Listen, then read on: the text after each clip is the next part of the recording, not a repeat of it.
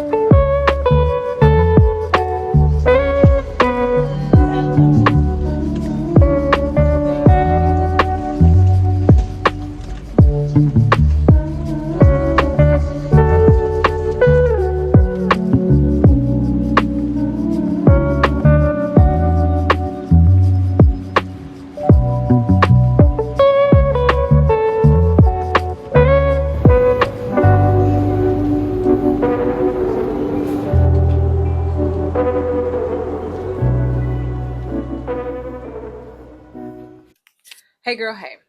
So in this episode of Corporate to Creator, I kind of just want to have a chit chat. I wanted to kind of talk through a lot of what I've been learning and unlearning when it comes to healing my relationship with ambition. When I first started this series, I started the series with the intention of sharing this journey of selling my ebook. And through this experience, I've realized that there was a lot of hustle and bustle, which directly kind of go against everything that I stand for, which it just completely revealed how much I needed to stop doing, how much I needed to reevaluate my approach to ambition, my big lofty goals.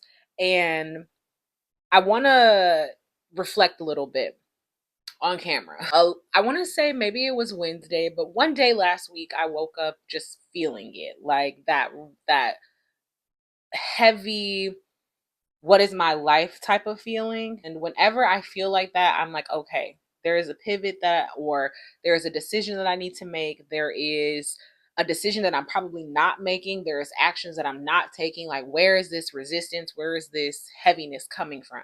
And so from there, I was telling my husband how, I have been considering for a really long time shifting my career, just really considering all of my options that I feel like are in front of me right now. And one thing that I love about just synchronicities and things that we would consider coincidences, I was sitting at work, and whenever I get into this funk, instead of me sitting in it for a long period of time, I will address it. I will, ask myself questions to help me uncover exactly what I'm feeling. But I will always do something that presents itself as a solution. And so one thing that I do to shift myself out of this type of mindset of woe is me, I will listen to podcasts, and I will listen to podcasts that are centered around a goal that I feel like isn't materializing in the moment. For me right now in this season, it has been my business. What's happening, where am I going, what product, what offer. I'm evolving as a person. I've learned so much as a business owner. How am I incorporating that into my personal brand? And I turned on a podcast, and when I tell you that this podcast quite literally was hemmed me up and was like, yes, your qualified ideal client is out there. Yes, she is looking for resources, tools, and support to help her through this particular hardship. Yes, you know exactly ideal examples of what this type of woman is. And in listening to that podcast, I just had so many notes, and I was just like, this is exactly what I needed to hear right now.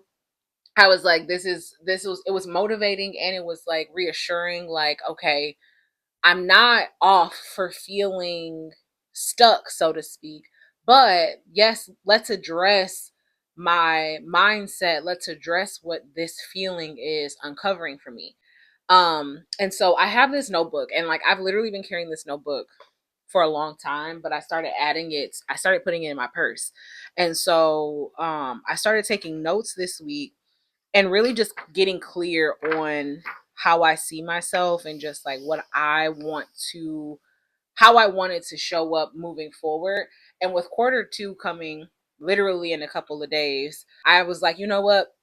I really want to take this time to get clear on how I want to show up in my space, how I want to deliver my message, how I want to help people before they even like exchange, any time, effort, energy with me. Like, what does that look like? And one of the things that I really realized was this is an opportunity for me to truly heal my relationship with ambition, because it's natural for me, especially as a brown girl, especially as a black woman in corporate America, in this American society, it's American capitalistic society. It is easy for me to adopt the ideology and the mindset that I need to hustle, that I need to do 3 times as much in order to get half the credit. Like, that is the type of beliefs and mindset that will continue to create this resistance of going for more and doing for more, because at the end of the day, the nervous system is like, girl, we have been surviving this entire time. Like, what do you mean do more? Kind of realization that I feel like I'm always coming to terms with it, but it reveals itself in so many different ways every single time I have this feeling. And I feel like it was a few vlogs back where I was talking about how, sis, you don't need another job. Whatever you do, if you are in a job right now that is paying your bills, it's something that is like, it's work, it requires effort, it's something that it's a job. Like, at the end of the day, it's a job. It may not be your dream job, but it's a job, and there is a level of stability there. No, you don't need another job. What you do need to do is shift your effort, shift that extra energy that you feel like you need to input in this other place that's not recognizing and or prioritizing you. You need to be allocating that effort and energy towards something that really truly sets your soul on fire. And I feel like that might be exactly what I said.